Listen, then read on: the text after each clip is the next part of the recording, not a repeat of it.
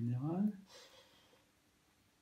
Ah oui, donc il semblerait qu'il y ait une différence fondamentale entre le budget de l'État et le budget des communes. Alors tu viens de dire effectivement deux, trois fois que le budget de la commune doit être à l'équilibre. Alors oui, il doit être à l'équilibre de toute façon en fonctionnement comme en investissement. On n'a pas le droit de voter un budget en déséquilibre. On n'a pas le droit d'abonder sur le fonctionnement avec de l'emprunt. Donc je ne peux pas emprunter d'argent à la banque pour pouvoir compenser un déficit sur mon fonctionnement. Donc je dois équilibrer par rapport à mes recettes qui sont les impôts, les subventions et autres. Et à partir de là, après, s'il me reste un peu, je transfère cet argent-là sur le compte d'investissement que je dois aussi mettre en équilibre. Et quand on dit en équilibre, ça veut dire qu'on est payé tous nos frais de fonctionnement plus les intérêts de l'emprunt. Et à partir de ce moment-là, soit on arrive à dégager un peu d'argent et d'autofinancement pour pouvoir continuer à investir. Donc on ne peut pas, nos budgets communaux, quelle que soit l'obédience du maire, il ne peut pas dilapider, je dirais, l'argent public pour des choses qui seraient futiles et qui seraient une mise en danger de la collectivité. Donc on est en plus sous surveillance. Moi, ça fait depuis 2008 que je suis sous surveillance de la préfecture. Chaque année, je suis reçu par le Trésor public parce que je fais partie des communes qui ont un encours d'emprunt important, ce qui va s'éteindre en 2033 parce qu'on a fait beaucoup d'investissements avant. Mais on est bien surveillé, on n'a pas de chéquier comme peuvent le penser certains concitoyens. C'est le Trésor public qui paye pour nous. Moi, je donne un ordre de mandatement ou un ordre de titre. Mais je ne paye pas et je n'ai pas d'argent pour le compte de la commune de Servan. Donc quelque part là-dessus, je trouve que le discours aujourd'hui, il est démagogique par rapport à la problématique des budgets des communes et des intercommunalités. Supplémentaires qui sont par exemple vendre du foncier, faire de la cavalerie, comme des fois on dit.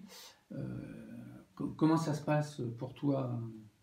Moi, très clairement, sur Servan, donc, depuis 2008, j'ai un encours d'emprunt très fort, parce qu'on a eu des investissements auparavant qui ont amené la commune à avoir son réseau d'assainissement, avoir son réseau électrique complètement enterré, une nouvelle école, un nouveau complexe de salles polyvalentes, une sécurisation de voirie, et tout ça, ça coûte. Et derrière, on a contracté des emprunts, on a fait des logements sociaux, et on a même développé un commerce avec une boulangerie. Donc tout ça, ça se paye. Donc moi, tous mes mandats, j'ai ce couperet du remboursement d'emprunts. Donc j'ai renégocié un peu ces emprunts pour pouvoir me dégager un peu plus de financement possible par an. J'ai à peu près gagné sur les 5 dernières années 40 000 euros par an. Mais ça ne suffit pas pour investir.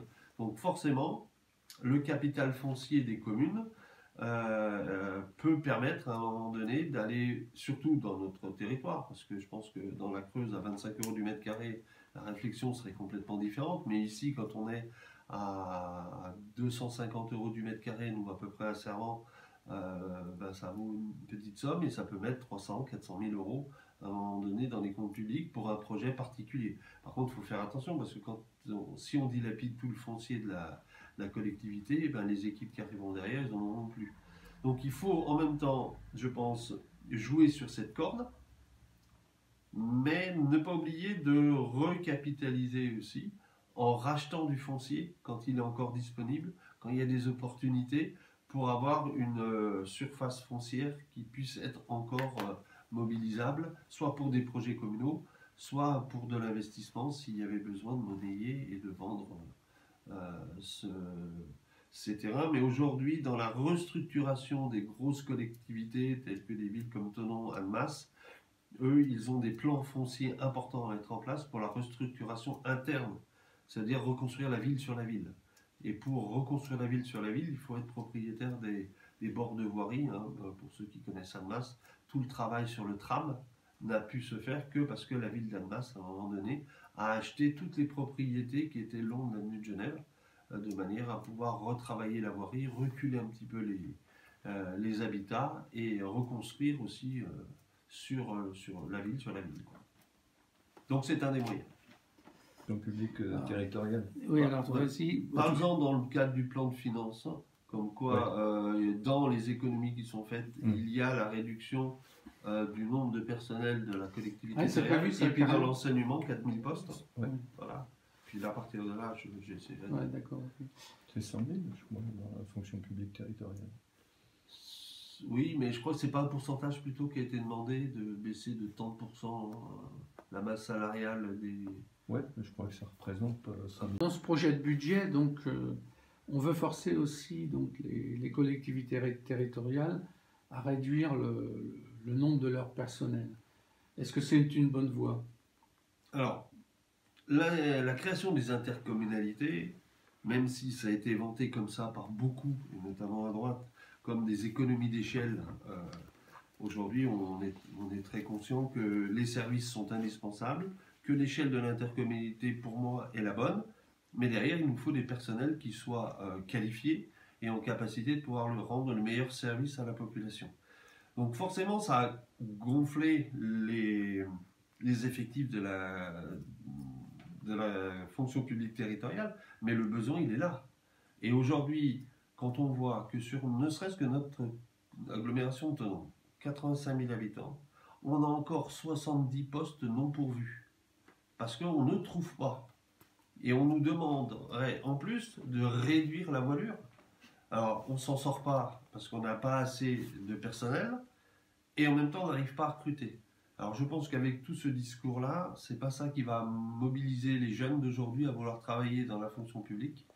Et le besoin, pourtant, il est criant. Parce que les services ont besoin de qualité et ont besoin de gens formés pour pouvoir assumer les services. Donc, pour moi, ce discours-là, il n'est pas juste du tout. Et c'est pas là-dessus qu'on ira faire des économies. Pareil, quand on voit dans la fonction publique d'État, je suis enseignant, on nous prédit 4000 postes de moins dans l'enseignement élémentaire, où aujourd'hui, quand on a un constat dans l'école, on nous tape dessus parce que l'école publique française ne joue pas son rôle, soi-disant, dans l'émancipation des élèves. Et le corps enseignant n'arrête pas de dire qu'on n'est pas assez nombreux. Et on va encore nous enlever des moyens. Je pense que là, aller chercher les économies dans ces services-là, je pense que ce n'était pas du tout nécessaire. Il y a bien d'autres endroits sur lesquels on peut aller et on pourrait reparler de la taxation des grandes entreprises de plus d'1 milliard de chiffre d'affaires. Je crois que là, il y a de l'argent à aller chercher. Et puis en même temps, sur tous les produits de défiscalisation, je pense que si on regardait, qu'on mettait un peu plus de contrôle à ce niveau-là, on récupérerait des milliards plutôt que de supprimer des postes dans l'enseignement public. On parlait tout à l'heure que la compensation serait des postes d'AESH. Alors, je suis bien placé, je suis coordonnateur ULIS du collège de Margencel. Je travaille avec ce personnel qui vient aider les enseignants pour les enfants qui sont porteurs de handicap. Mais quand on voit les salaires de misère que ces gens reçoivent, franchement, je les félicite de vouloir postuler. Parce que c'est même pas du SMIC, quoi. C'est juste au SMIC, quoi.